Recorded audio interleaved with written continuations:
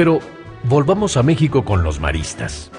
Ya en pleno progreso, instalaron el Colegio México en Córdoba 45, a 2 cuadras de su casa, y después en Mérida 50, a solo 1 cuadra, pues ellos vivían en Mérida 71.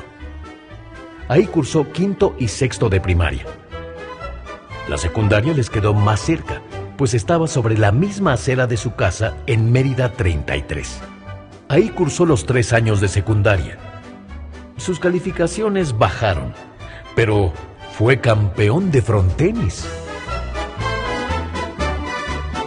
Estando en segundo de secundaria, concursó en el programa Tómelo o Déjelo, primera versión de la pregunta de los 64,000 pesos, pero con 3 ceros menos. Lo conducía en XCW don Carlos Pickering. Llegó a los 32 pesos, y cuando se le preguntó si los tomaba o los dejaba, los dejó y los perdió. Platica Braulio que nunca ha olvidado la respuesta a la pregunta final. ¿Quién descubrió la penicilina? Alexander Fleming. Como era un programa muy famoso, lo escuchaban aquí en San Miguel. Al poco tiempo fue a México su tío Ramón. Lo felicitó por no haberse rajado y le regaló 50 pesos.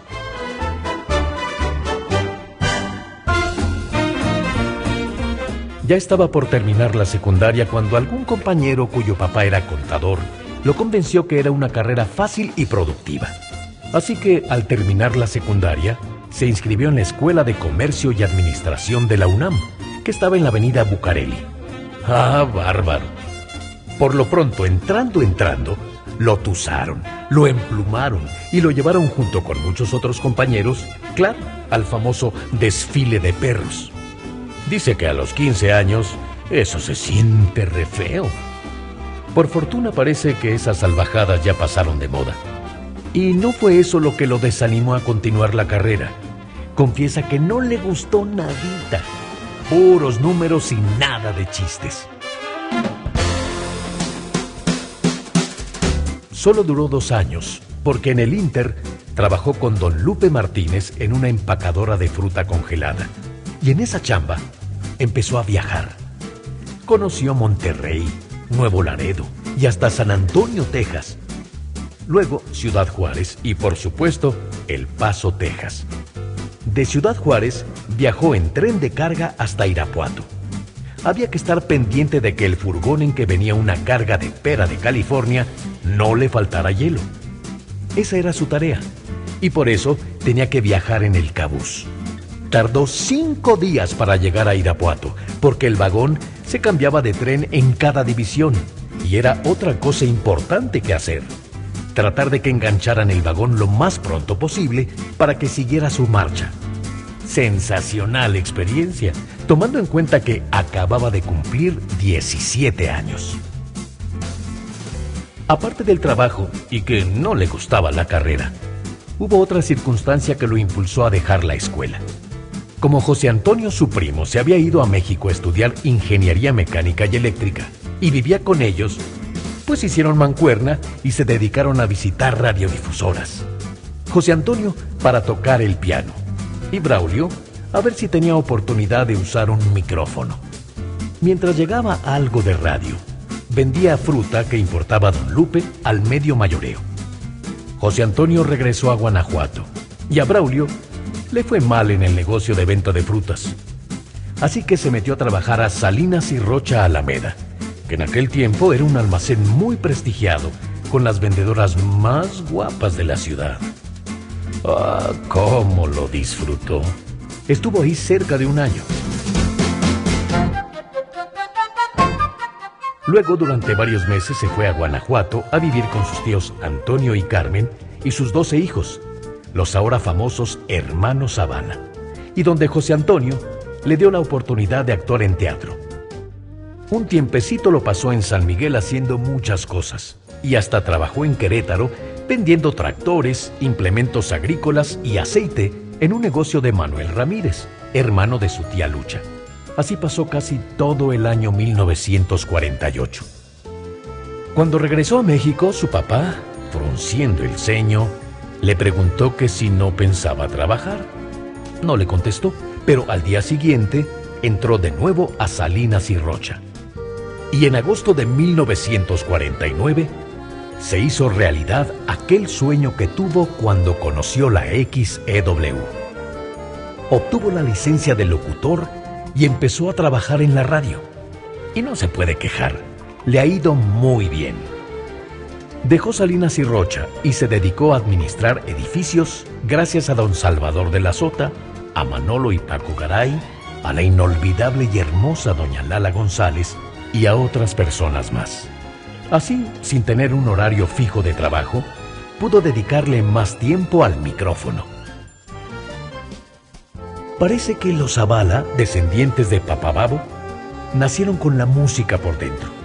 Todos, unos más, otros menos, han sido buenos para la actuación, el baile o la cantada, pero solo como afición, porque a la familia, y hay que decirlo, nunca le gustó que anduvieran en la farándula, y trataron de oponerse. Pero quienes se atrevieron a dejar brotar esa música y se decidieron a trabajar en esto, han podido vivir bien de este negocio. Los hermanos Zavala siempre han sido muy exitosos y recorrieron casi todo el mundo llevando su arte. Y juntaron a Braulio en todo lo que pudieron. Lo hicieron maestro de ceremonias, actor, y hasta lo pusieron a cantar en programas de televisión y obras teatrales.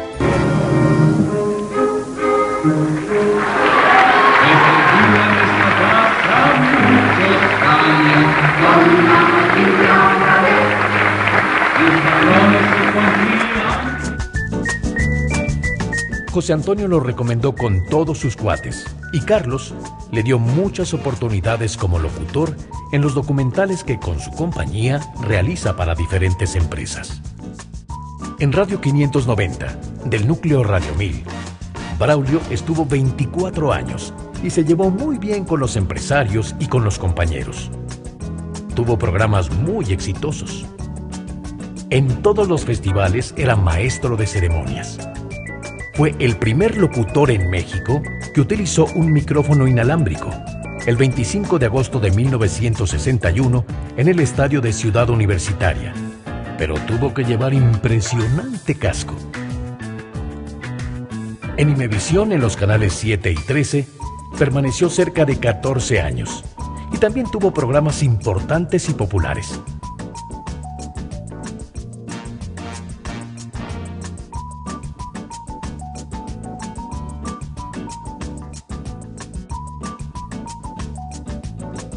Fue miembro del Comité Nacional del Sindicato de Radio y Televisión con don Rafael Camacho Guzmán. Y luego se pasó al mando de los empresarios. Junto con Carmelita, su esposa, y Paco, su hijo, dirigieron 3 radiodifusoras en Piedras Negras, Coahuila.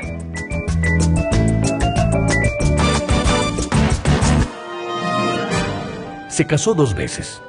Primero con Laura Garrido, quien le dio 5 hijos.